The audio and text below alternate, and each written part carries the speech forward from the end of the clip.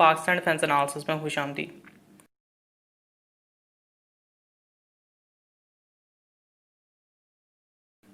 ये एक डिस्कशन है जिसके हवाले से मैं रिसेंटली सोच रहा था और इसके बारे में आज से चंद महीने पहले तक मेरे ख़यालात मुख्तलिफ थे, लेकिन वक्त के साथ इसके हवाले से मेरे व्यूज़ में चेंज आ रहा है।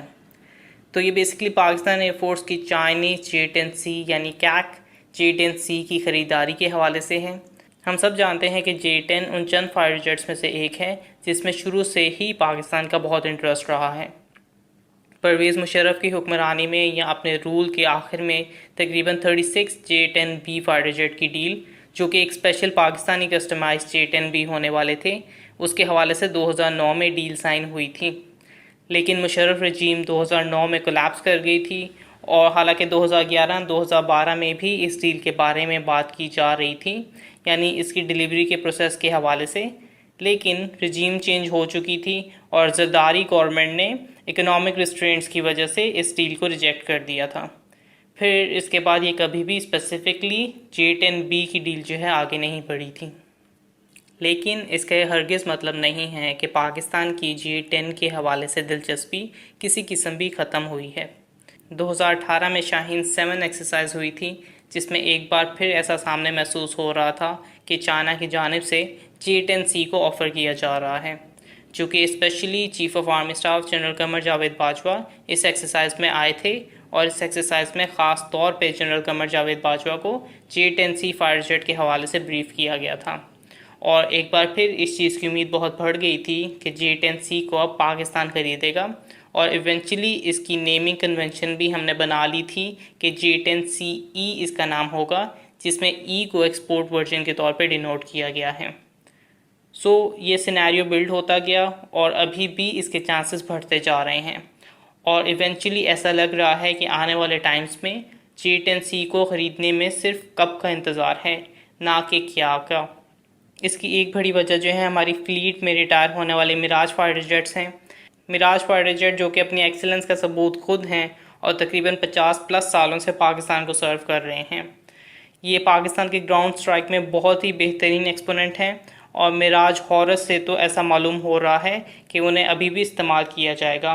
लेकिन जहाँ तक मिराज 3 की बात है, मिराज 3 को रिटायर ज़रूर किया जा रहा है और जो इस टॉपिक का कोर है कि मोर देन लाइकली चांस है कि J-10C को इससे रिप्लेस करना चाहिए। लेकिन क्या पाकिस्तान को J-10C फाइटर जेट की ज़रूरत है?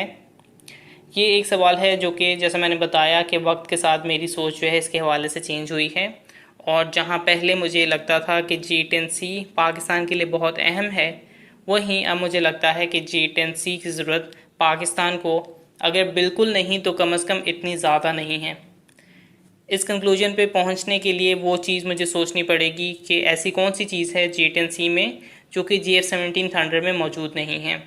और बेसिकली जब मैं ये कह रहा हूँ कि हमें J-10C की ज़रूरत नहीं है, तो इसका इशारा इस बात की जानिब है कि JF-17 थंडर उन तमाम ज़रूरियात को पूरा कर सकता है जो कि एल्सवाइज हम J-10C को परचेज़ करेंगे और उसके थ्रू हासिल करने की कोशिश करेंगे।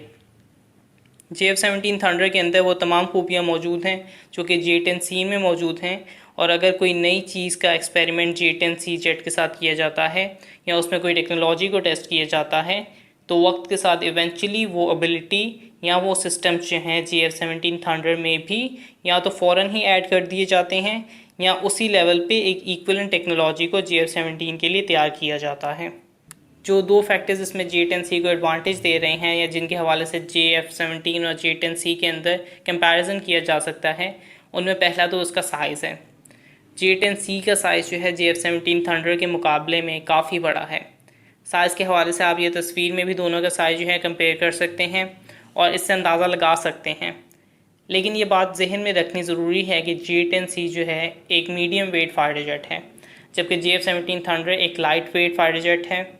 अगर JF-17 थंडर को एक मीडियम वेट फाइटर जेट की जानिब पुश किया जाता है, जो कि ब्लॉक 3 से भी ज़ाहिर हो रहा है कि इसके साइज़ में इजाफा किया जा सकता है, जिसमें सिर्फ एयर फ्रेम वाइज जो है इतनी मुश्किलात बाय थ्योरी नहीं होनी चाहिए।